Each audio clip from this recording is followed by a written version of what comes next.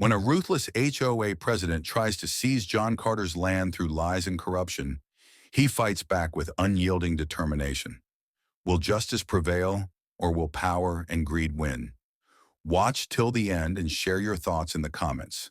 Don't forget to like and subscribe for more gripping stories. The Unsettling Beginning. John Carter took a long sip of his steaming black coffee as he leaned against the rustic wooden railing of his cabin's front porch. The crisp autumn air bit at his cheeks, but he didn't mind. This was his land, 50 sprawling acres of untouched wilderness, with a crystal-clear lake stretching out in front of him. Freedom. That's what he'd bought when he cashed in his life savings for this slice of paradise. No nosy neighbors, no city ordinances, and most importantly, no HOA breathing down his neck, just peace and quiet. John's cabin was modest but sturdy, built with his own two hands over the course of a year. Every log and nail held a story, a memory of sweat, calloused hands, and determination. After years of grinding away at a soulless corporate job, this was his reward, a place where he could hunt, fish, and live without answering to anyone. He took another sip, glancing at the rifle propped against the porch wall. Hunting season had just opened, and he'd seen tracks of a massive 12-point buck near the eastern tree line. Today was going to be the day he finally bagged it. Stock up on venison for the winter. As he set his coffee mug down, something caught his eye. A dark, sleek pickup truck parked at the end of his long, winding driveway. It was barely visible through the dense pines, almost as if it were trying to hide. His instincts went on high alert. Nobody should be out here. His nearest neighbor was miles away, and the HOA community he'd intentionally avoided buying into was even farther. Grabbing his binoculars, he steadied his gaze on the truck. Dark navy, almost black. Tinted windows, no movement. A knot tightened in his stomach. He'd lived in the city long enough to recognize the eerie feeling of being watched. He briefly considered marching down there to demand an explanation, but something in his gut told him to hold back. Instead, he leaned back against the post, making it clear that he saw them, whoever they were. After a few tense minutes, the truck slowly reversed down the dirt road and vanished from sight. The uneasy feeling lingered long after the truck was gone. John couldn't shake the suspicion that something was brewing. He spent the rest of the day setting up new game cameras and double-checking the locks on his shed and cabin. That night, sleep didn't come easy. 3 days passed without incident, and John had nearly convinced himself that he was just being paranoid. But on the fourth day, an official-looking envelope showed up in his mailbox. His heart pounded as he tore it open. Sunnyside Lake Homeowners Association. Dear Mr. John Carter, following a recent jurisdictional review, your property has been incorporated into Sunnyside Lake HOA jurisdiction. Please review the enclosed compliance notice regarding restricted activities including hunting, fishing, and unauthorized land modifications. Immediate compliance is expected to avoid penalties. Failure to comply may result in legal action. John read the letter twice, anger boiling beneath his skin. This had to be a mistake. He'd specifically chosen this land to avoid HOA control.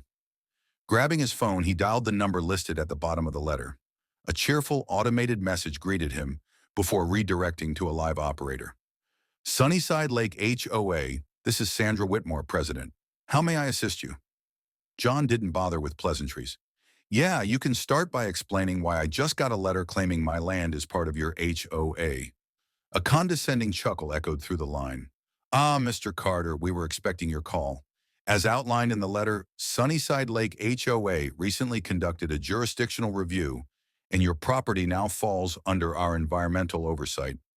You will need to comply with our guidelines moving forward. John's jaw tightened. Lady, my property's not in your damn HOA. I bought it specifically to avoid that nonsense. Boundaries evolve, Mr. Carter, she replied smoothly.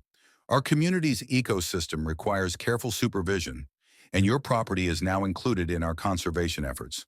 Activities like hunting and tree cutting can be detrimental to the area's natural balance. John's fists clenched as he fought to keep his voice level. I have a property deed that says otherwise. You have zero authority here. Sandra let out an exaggerated sigh. Change can be difficult, Mr. Carter, but this isn't optional. Failure to comply will result in penalties and potential legal action. I suggest you familiarize yourself with the regulations. John hung up, rage simmering beneath the surface. He knew this wasn't over, not by a long shot. Sandra Whitmore had just made an enemy out of the wrong man. The legal siege, John barely had time to process the infuriating phone call when trouble came knocking. Literally. The very next morning, he was out by the lake checking one of his game cameras when he heard the rumble of tires on gravel. He turned to see two unmarked trucks pulling up his driveway, followed by a sheriff's cruiser. His stomach dropped as he recognized the man stepping out of the police car. Sheriff Dawson, a grizzled veteran of the force with a no-nonsense reputation. "Morning, John," Dawson greeted, tipping his hat. "Got a call about illegal hunting on protected land." John's face twisted in confusion. "Protected land?" "Sheriff, this is my property." Dawson hesitated, clearly uncomfortable. "Got a report from HOA President Sandra Whitmore. Claims your land was recently incorporated into their conservation area." Fury burned in John's chest. "That's complete nonsense. I've got the deed proving it's private property." Dawson nodded slowly. "You mind if I take a look?" "Be my guest," John snapped, leading the way to the cabin. As he pulled out his property deed, Dawson examined it carefully, his frown deepening. "Looks legitimate to me," Dawson admitted, "but HOA records are saying otherwise. We'll have to sort this out at the county office." Just as John thought the situation couldn't get any worse, Sandra's sleek black SUV pulled up, and she stepped out with her usual air of smug superiority. "Sheriff," she called out, striding over with a clipboard in hand. "Has the violator been removed from protected property?" John took a step forward, his hands clenched at his sides. "I'm not on HOA property, Sandra. You know damn well this is mine." Sandra's lips curled into a smirk. "The HOA board has already voted to incorporate your land into the conservation zone. You're breaking several ordinances just by being here." Dawson shot her a skeptical look. "And you got the county's approval on that?" "Of course," Sandra replied with a sickeningly sweet smile. "All the paperwork is being processed as we speak." Dawson gave her a hard look. "If that's the case, you're going to need to present those documents at the station. Until then, John has every right to be on his property." Sandra's expression soured, but she managed a tight-lipped nod. She knew better than to challenge the sheriff directly. As she turned to leave, she hissed at John, "You're making a mistake. I'm not done with you yet." The tension simmered long after she left. Dawson gave John a sympathetic nod. "I'll do what I can to push back on this, but HOA's got money and lawyers. Be prepared for a fight." "I'm not backing down," John said firmly. "This land is mine." Dawson gave him a nod of respect. "Good luck, John." Over the next few days, John was buried under a mountain of legal threats and fines from the HOA, each more absurd than the last. Unapproved hunting, unauthorized vehicle storage, even claims of environmental damage. One morning, he found his hunting truck hooked up to a tow rig, the driver shrugging apologetically. "HOA called it in," the man said. John fought back through every channel he could think of, but every day felt like a new assault. It wasn't just about the land anymore. It was about sending a message. Sandra wanted him gone, and she was playing dirty. He knew he needed help. That's when he called Travis Hayes, his longtime lawyer and friend, a man who hated corrupt HOAs just as much as John did. Travis promised to dig into Sandra's records, looking for any legal loopholes or fraudulent activities. The battle lines were drawn, and John wasn't about to lose without a fight. But as the days dragged on, he knew one thing for sure. Sandra Whitmore had underestimated just how stubborn one man could be. The ultimate showdown weeks went by, and the pressure from the HOA only intensified. Fines started pouring in daily. Thousands of dollars for made-up violations. Letters arrived threatening legal action, property liens, even eviction. John's mailbox was stuffed with papers, each one more intimidating than the last. The worst part? A new rumor spread through the community. John was a reckless landowner, destroying the environment. Sandra made sure every HOA member heard about it. Then one morning, John woke to the roar of machinery. Rushing out to his porch, he saw a bulldozer cutting through the tree line, followed by a crew marking territory with neon flags. Panic surged through him. He sprinted down the hill, shouting, "Hey, what the hell are you doing?" The foreman, a gruff man in a yellow hard hat, barely looked up. Clearing for the new community path. HOA orders. John clenched his fists, fighting the urge to throttle the man. "You're on private property." The foreman glanced at a clipboard. "Says here it's HOA conservation land." John snatched the clipboard, scanning the papers. They were forged, fake permits and altered zoning maps. He took out his phone and recorded everything. But the workers kept at it, oblivious to his protests. In a fit of rage, John called Sheriff Dawson. "You better get down here now." When Dawson arrived, he was clearly fed up with the entire situation. "Sandra filed these permits with the county," he explained. "Looks official enough, but I can tell something's off." John showed Dawson the recorded footage, the forged maps, and the bulldozer tearing through his woods. Dawson's eyes darkened. "Shut it down, he barked to the foreman. "Until I get confirmation, nobody touches another inch." As the crew reluctantly pulled back, Sandra's black SUV glided up, and she stepped out, her face a mask of fury. "What are you doing, Sheriff? This is an approved project." "Funny," Dawson replied. "I don't see any legit county stamps on these documents." Sandra's confident smile wavered. "It's just an administrative delay. You'll see." John stepped forward, voice dripping with defiance. "You're done, Sandra. I've got all this recorded. You crossed the line." Her eyes flickered with panic before the mask snapped back into place. "You don't scare me, Carter. I will have this land."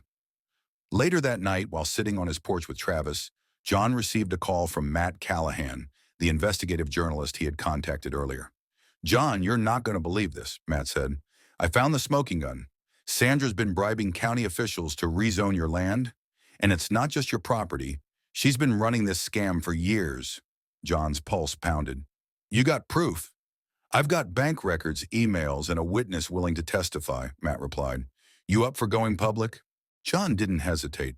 "Hell yes. Let's blow this thing wide open." The next morning, Matt's investigative report aired live, exposing Sandra's entire operation. The broadcast included interviews with former victims, the corrupt county officials admitting to taking bribes, and even Sandra's own emails detailing how to fake zoning changes. The story went viral. Sandra's reaction was swift and desperate. She doubled down, publicly calling John a liar and accusing Matt of fabricating evidence. But the damage was done. Public outrage exploded, and the district attorney announced an investigation into HOA corruption. The final blow came when Sheriff Dawson, armed with a warrant, showed up at Sandra's mansion.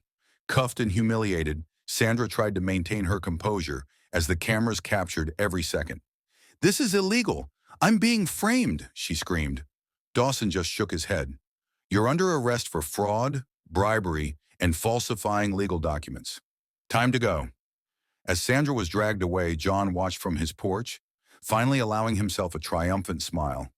But even as relief washed over him, he couldn't help but wonder if this was truly the end, or just the start of another chapter in the long fight for his freedom, victory, and reflection. As the sun dipped below the treetops, John sat on his porch, finally allowing himself to breathe a sigh of relief.